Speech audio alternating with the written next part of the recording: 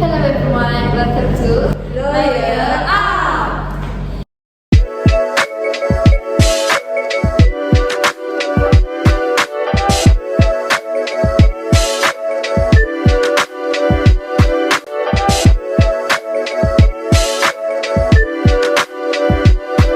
So, on today's show, we have an incredible guest and speakers that will help us dive into the topic of our discussion. So, can you guys introduce yourself for our viewers? Hi, I'm Gila, your speaker for today. I'm Yichi. And I'm Sharifa. Wow, okay. Thank you for joining me for today. So today, we're going to talk about sources of law, but we'll be focusing on one of the sources, which is the customary law. And since the customary law is a broad topic, we will just discuss regarding the Malay customary that include adat pepatih and adat temenggung. Is it okay with you guys? Yeah, usual. Why not? So, as far as I know, there are two types of law in Malaysia, there's written and unwritten. And the sources for written law includes the federal constitution, state constitution, legislation, and subsidiary legislation. And one for the unwritten law, the sources include judicial decision, English law, and the customary law, which we will be discussing for today.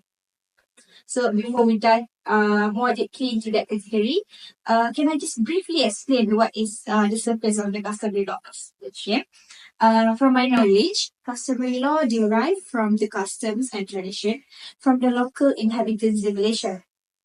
It is generational in nature and passed down from one generation to another. In customary law, we have four types of customary law. That is the Malay customary law, which we will be discussing today, the Chinese customary law, Hindu customary law, and the native customary law of Sabah as well. So since today we're going to discuss about the Malay customary law, can any of you explain what exactly is adat temenggung and adat pepatih? Yeah, sure. So let's start off by introducing adat pepatih first.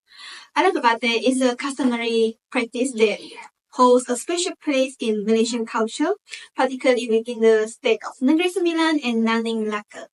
According to a 2021 study published in Psychology and Education, this system dates back to the 17th century and has been passed down through generations, surviving as an unwritten tradition that shapes identity of the local community. Adat pepatih is based on matrilineal principles in favor of women in the distribution of inheritance and is more than just a family structure. It's seen as a model of consensus and democracy. Adat pepatih promotes decision-making process that align with Islamic values, emphasizing harmony, unity, and the well-being of the community as a whole. What about adat temenggung? Okay, what is adat temenggung? Well, in simple terms, it is one of the traditional systems of law practiced by the Malay communities. So the word adat means custom or traditions, and temenggung refers to a historical position, sort of like chief or leader responsible for upholding order.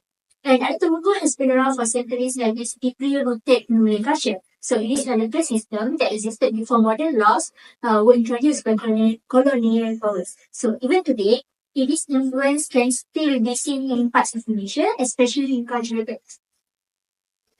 Okay, now that they both have explained it, I'm sure the viewers will understand it much easier.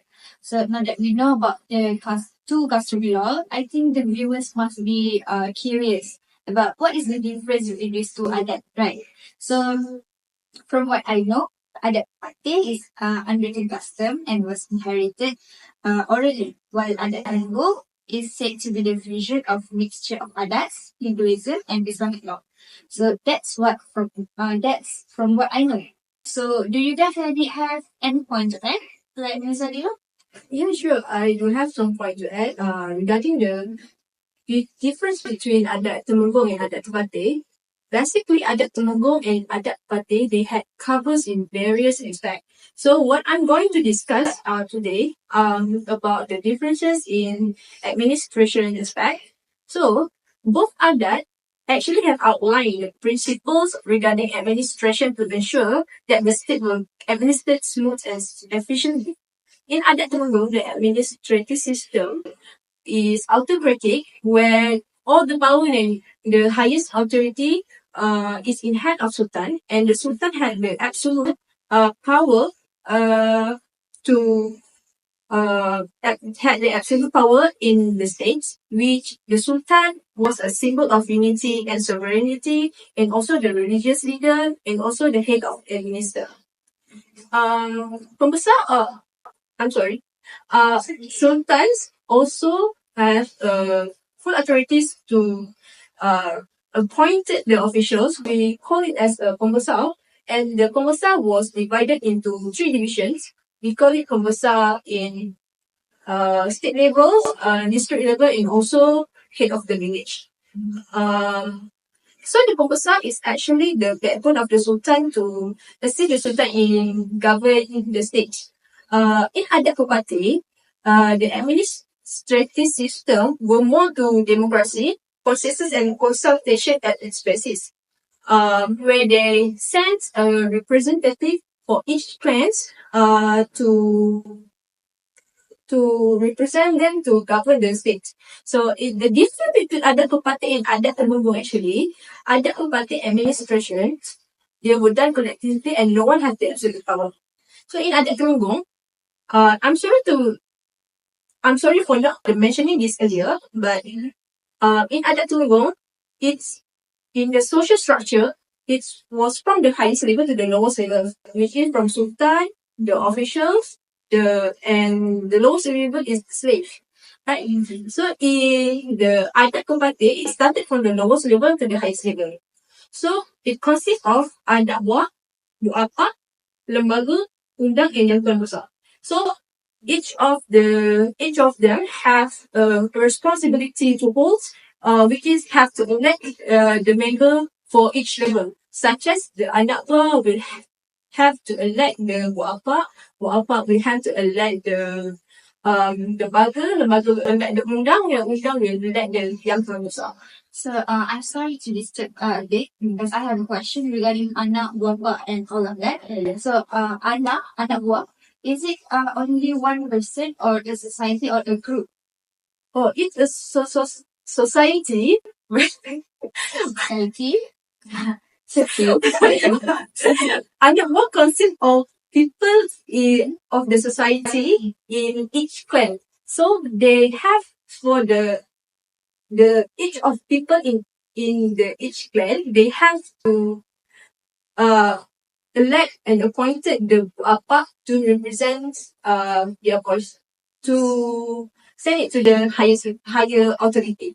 So meaning that anak buah consists of the representative of the clan. Yes. Then the representative will then elected the bapa. Yes. And then so on. And so on. Okay. Continue. Okay. So basically, in Adat Temanggung, the Sultan has the power to appoint the pembesar. Meanwhile, in Adat Bupati, yang tuan besar don't have the absolute power such as the Sultan in Adat Temanggung. Okay. Second, I want to talk about the differences in law aspect. So both Adat main objective was to regulate the community action in order to avoid any insurrection from happening. So, however, both Adat was implemented in their own ways. So, examples in Adat Temanggung, the form of punishment was very strict with an intention to punish the culprit or offender for their crime and offense. For instance, the crime for murdering, stealing, slandering, and commit treason against the Sultan was a very big crime where they can be sentenced to death. But the punishment for that sentence cannot do arbitrarily. So the death sentence is a power where the Sultan only can sentence the culprit. So, however, this death penalty can also be converted to the lesser punishment from the considerations from the Sultan, where the Sultan can change the death sentence to just cutting the wrist or cutting the leg. So, in adat Pepatih, it's very different from the adat Temenggung. Adat Pepatih, their law were more to considerate and more thoughtful and very humans, where they thought that where they had an opinions, the culprit or the offender can turn to be faithful and kind. So, in adat Temenggung, the culprits who have committed offense, they will have been punished for a very strict punishment, right? In adat Pepatih, they don't do that. In adat Pepatih, for an example, if the culprit then commit a crime for stealing, for example, they will not be sentenced to punishment like that or cutting wrist or cutting leg. But instead, they had to return the things that they stole to the owner. I actually have some point to add regarding the Harkes Pencarian or joint property. It's about the legal case which happens in 1985. It's a case between Boto binti Taha versus Jafar bin Muhammad. So the cases was about division of property acquired during marriage. So the plaintiff, Boto binti Taha, and the defendant was Jafar bin Muhammad. So Boto bin Taha was the ex-wife and Jafar bin Muhammad was the ex-husband. So the parties were married in the 1966 and they were divorced in 1974, unfortunately. So the defendant, they had a successful, he had a successful fishmonger business. Do you guys know fishmonger business? No, it's a shop where sell raw fish. Yeah, raw fish. And during their marriage, they acquiring properties such as matrimonial home, land, fishing boats, fishing net and store. So, after the divorce, the ex-wife, Moto binti Taha, the plaintiff, she made the claim at the High Court of Kuala Terengganu, and the plaintiff made the claim to entitle to one half of the acquired properties and one half income derived from those properties, because the properties was harta sepencarian that the parties acquired when they were married. However, the defendants, the ex-husband, contested with the plaintiff case, with the plaintiff claim because he thought that the properties was not the harta sepencarian. So the parties with their legal representative during the legal proceeding in the court, they had adduced the evidence and also applied the Malay customary law and the administration of Islamic law in 1955.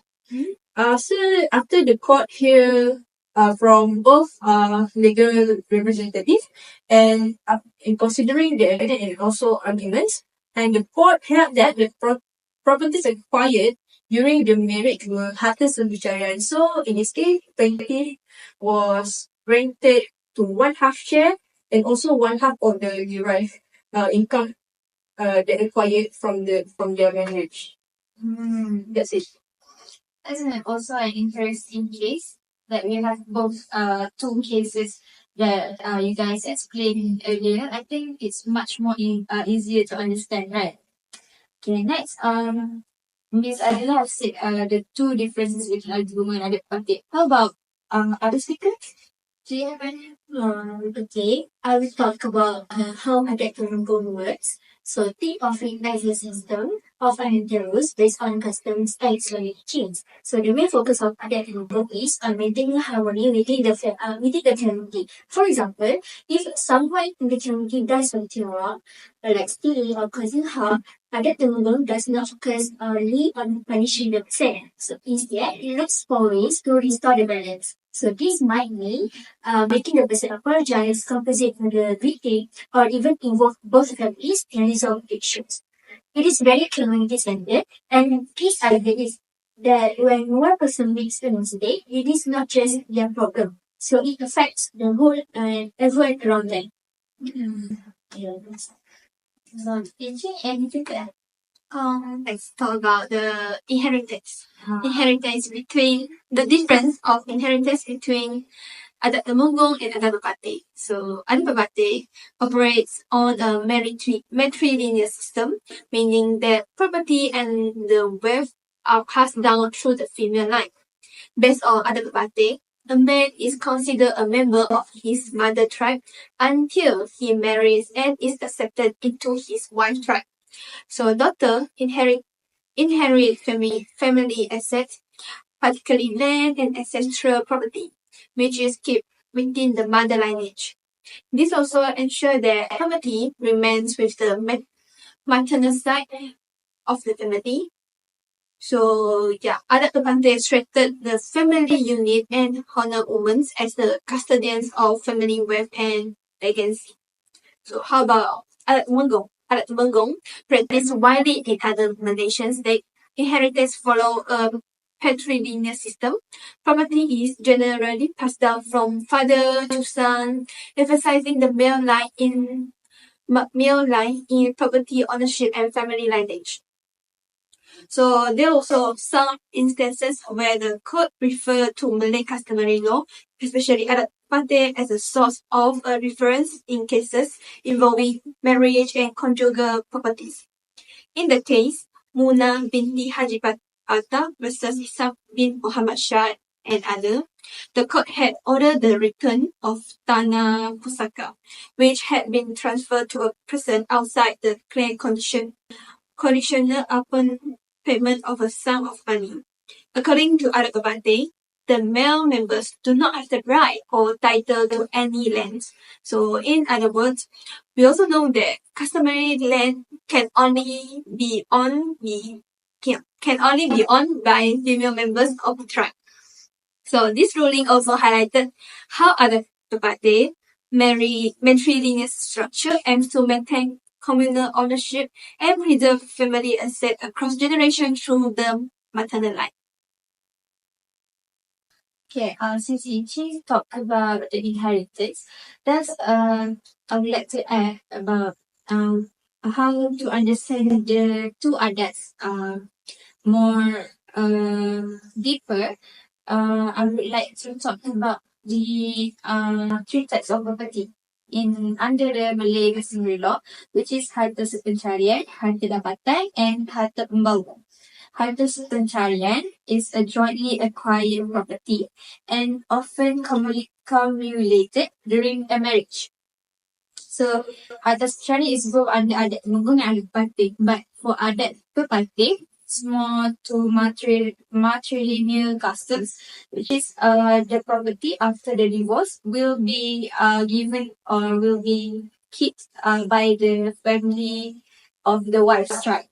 Meanwhile, adat temenggung is the opposite, which follows the patrilineal principle. So the property will be direct toward the husband family or the male desk.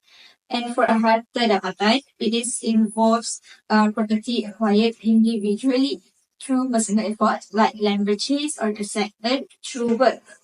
And the same as harta pencarian, for adat bapate, it will follow the maternal customs, which the wife tried to get to keep the property. Meanwhile, adat temenggung, otherwise, the husband tribes can keep the property or the male heirs, the male ancestor.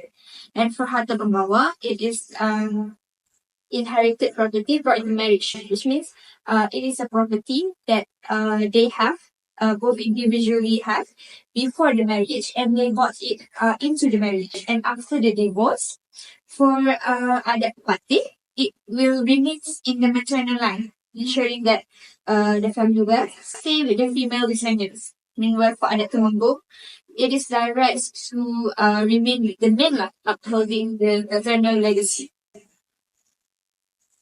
Yes. So, both the three types of harta is included in both of the customary law, but follows each tradition of each customs. So that's all the difference that we got, right? Yeah. So Now that we know the difference about both customary law, now that we have discussed all our whole topics today, I think we have came to an end to our episode today. So before we end our episode today, what about we have a little recap on what we discussed today, shall we? Alright. Today we have talked about the sources of law focusing on the Malay customary law. And on today's episode, we have covered the explanation of both adat Ubate and adat Temenggung, the differences between both adat, and also similarity as well as impact of the Malay customary law. Okay, now that's a lot of topic we have covered for today. So before we end our episode, is there anything that you would like to share, your opinion, your views about today's episode? Anything? I think that I have hit both sides and I want to add something. So to sum up, so adat Temenggung is more patriarchal, which means it's led by a man and often focused on individual responsibility. And Mingguan adat Protek, on the other hand, is matriarchal, which means it emphasizes women's roles and gender decisions. So they are both resilient systems, but they come from different cultural roots and also practiced in different regions. Now, that's also an important point to add. Now that our episode has ended, thank you to all the viewers for tuning in and until the end of the episode. And I hope you gained something from this episode. Also, thanks to all the speakers today, Miss Sharifah, Miss Haiti, Miss Adila, for your views and information regarding this topic. That's all for today. See you next time. Bye!